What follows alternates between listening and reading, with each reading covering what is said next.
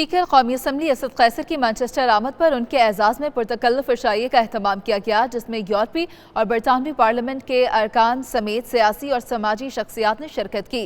Manchester से एतजाज़ आसिम चौधरी की report.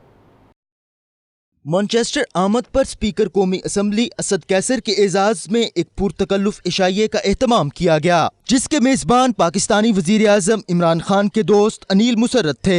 तकरीब में साबिक मेंबर ऑफ यूरोपीय parliament Sajjad Karim, MP Afzal Khan, Pakistani high commissioner Nafees Zakaria, MNA Riaz Fatehana, mayor of Manchester Abid Chauhan समेत मुख्तलिफ सियासी और समाजी शख्सियात की बड़ी तादाद ने शिरकत की। स्पीकर कौमी असम्बली असद कैसर ने अपने खिताब में कहा कि इमरान खान पाकिस्तान को दुनिया का तरक्की याफ्ता मुल्क बनाना चाहते हैं। हमारी मईशत कमजोर है, लेकिन हम पाकिस्तान को अपने पैरों पर खड़ा करने के लिए पुरअज़्म हैं। अपोजिशन के साथ चार्टर ऑफ इकोनॉमी के लिए किरदार अदा करने के लिए तैयार हूँ। जो हमारे मामलात रहे उसमें भी आपको कौमी असम्बली बिल्कुल यकसू नज़र आई, एक नज़र आई, और ये एक अच्छा नेक शगुन है। जब कोई इस किस्म का कौमी मसला आ जाता है तो सियासी जो तनाज़ात है, सियासी जो डिस्प्यूट्स है, उससे हट के तमाम असम्बली जो है इकट्ठी हो जाती है, और वो तो पूरी पार्लियामेंट एक साथ हो गई। इसको आप मेरे ख्याल में मीडिया में ये भी कम अज़ कम ये दिखाएं कि पहली दफ़ा जब भी मुल्क पे कोई क्राइसिस या कोई सिचुएशन आई है,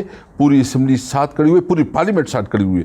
तो ये हम समझते हैं। दूसरे अभी जो इश्यूज़ चल रहे हैं, यानी चार्टर ऑफ इकोनॉमी पे, चार्टर ऑफ इकोनॉमी पे मियाँ शहबाज शरीफ साहब ने बिल्कुल कहा कि हम चाहते हैं कि चार्टर ऑफ इकोनॉमी करें। मैंने उससे पूछा हाउस के अंदर, मैंने पूछा कि मैं इसमें किरदार अदा करना चाहता हूँ। उन्होंने कहा बिल्कुल, मैं अभी भी आपके साथ हूँ।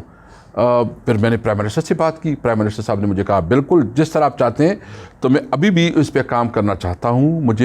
मैंने अपोजिशन लीडर से और प्राइम मिनिस्टर दोनों से बात की है। मैं चाहता हूँ कि अगर अपोजिशन चार्टर ऑफ इकोनॉमी पे अब भी बात करना चाहती है तो मैं अपना किरदार अदा करने के लिए तैयार हूँ, पार्लियामेंट अपना किरदार अदा करनी।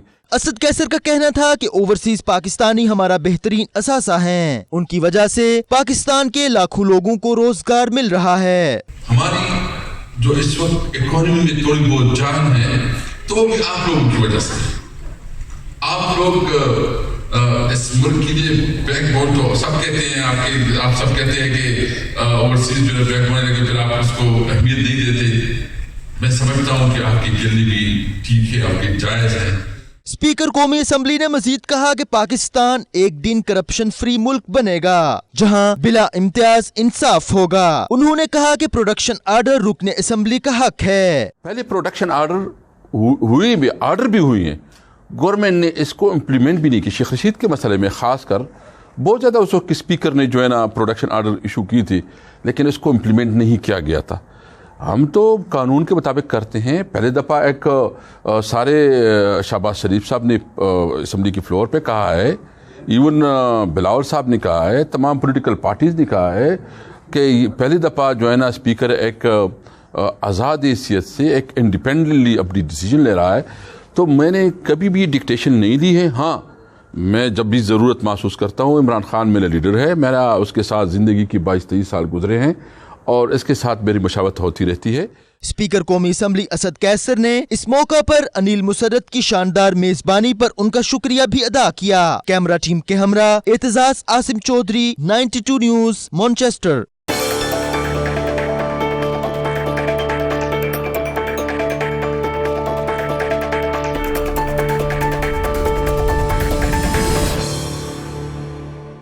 खैबर पख्तूनख्वा बेसहारा अफराद की मदद के लिए सरगर्म एक फलाही तंजीम की जानिब से सऊदी अरब में तकरीब का एहतमाम किया गया, जिसका अहवाल बता रहे हैं उमैर अली। सऊदी अरब के दारुल हुकूमत रियाद में फलाही तंजीम की जानिब से तकरीब का एहतमाम किया गया, जिसमें पाकिस्तान के अलावा मुकामी कम्युनिटी की कसीर तादाद शरीक हुई। फलाही तंजीम के चेयरमैन नादिर खान ने तंजीम की सरगर्मियों पर रोशनी डाली। उनका कहना था कि वो गुज़श्ता 2 साल से खैबर पख्तूनख्वा के पसमानदा इलाकों के बेकस और बेसहारा अफराद के मायारे जिंदगी को बेहतर बनाने के लिए काम कर रहे हैं। जिस तरह सऊदी अरब में कम्युनिटी साथ निभा रही है, इससे हम मजीद दुखी खानदानों की खिदमत करने में कामयाब हो रहे हैं। हैं। फाउंडेशन के सूबाई सदर रुबानी खान ने कहा कि पाकिस्तानी अवाम जज्बा खिदमत से सरशार है, जो दुनिया भर में सबसे ज्यादा दुखी इंसानियत की खिदमत करने वाली कौम है। तकरीब से ज़हूर अली खान, मुहिब गुल शलमानी, अलियास रहीम, नसीर ईसा खान, बखत शेर खान, हमायूं मसूद और दीगर ने भी खिताब किया। हांगकांग के मोहम्मदिया गौसिया इस्लामिक सेंटर में हफ्त रोज़ा रूहानी महफिल का एहतमाम किया गया, जिसमें आशिकाने रसूल की बड़ी तादाद शरीक हुई।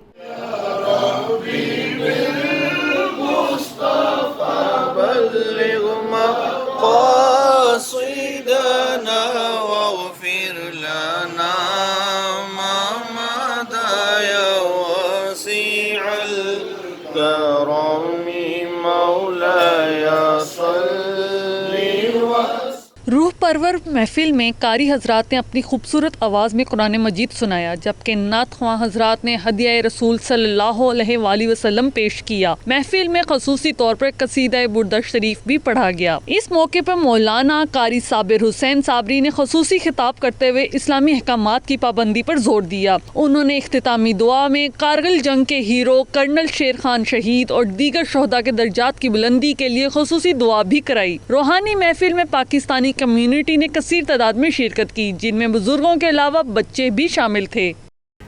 बुलेटिन में वक्त हुआ एक ब्रेक का। देखते रहिए राजू न्यूज़ यूके।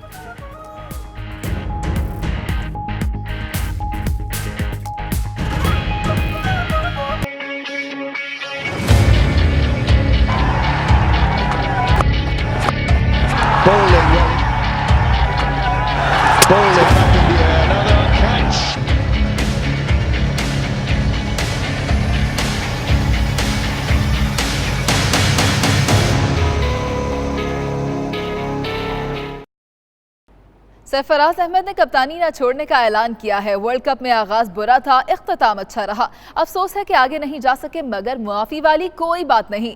कप्तान सरफराज अहमद की कराची में पुरएतमाद प्रेस कॉन्फ्रेंस का अहवाल बता रहे हैं खैजर आजम।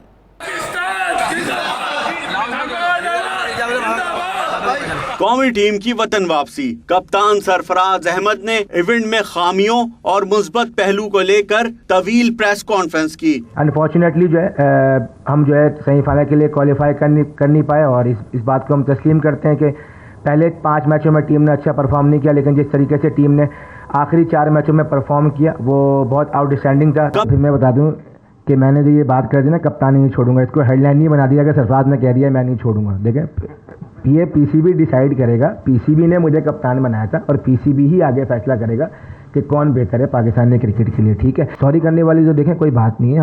हमने पूरी हार्डवर्क की, कोई टीम के परफॉर्मेंस 4 पॉइंट या 2 पॉइंट के साथ हम वापस नहीं आए, हम 11 पॉइंट के साथ वापस आए। हाँ, पहले 5 मैचों में हमने एज ए टीम अच्छी परफॉर्मेंस नहीं की, वो चीज़ को हम मानते हैं, लेकिन इतनी बुरी परफॉर्मेंस भी नहीं है जितना लोग इस चीज़ को देख रहे हैं। सरफराज अहमद का मजीद कहना था कि मौका मिला तो इस टीम को मजीद आगे लेकर जाएंगे। कैमरामैन शाहिद मलिक के साथ खैजर आजम, 92 न्यूज़, कराची।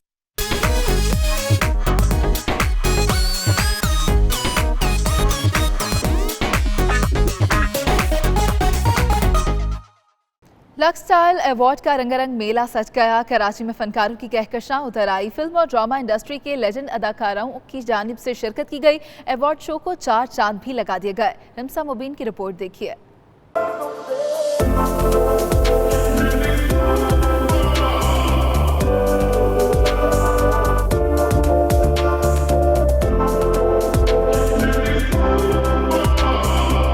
कराची में पाकिस्तान के सबसे बड़े अवार्ड शो का रेड कार्पेट। शोबिस के चमकते धमकते सितारों की बहार ने अवार्ड्स की शान बढ़ा दी।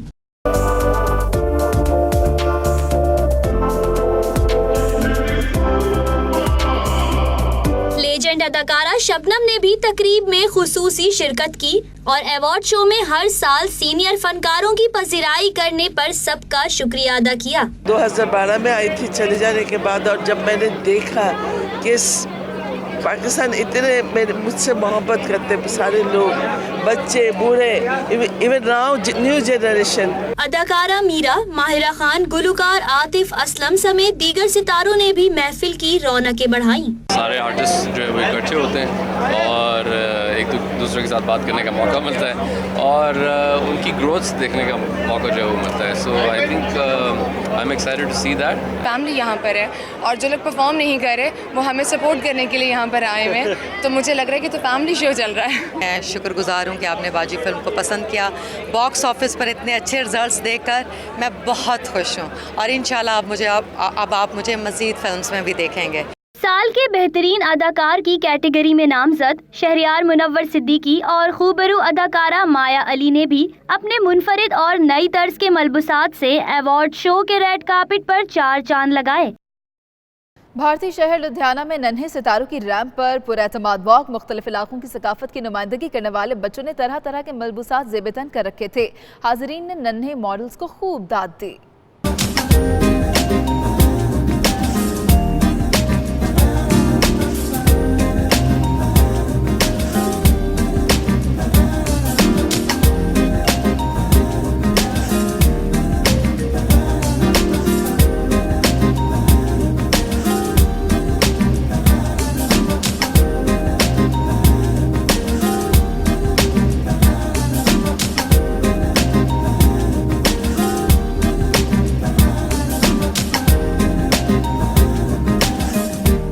और इसी के साथ ये बुलेटिन मुकम्मल हुआ। देखते रहिए 92 न्यूज़ UK।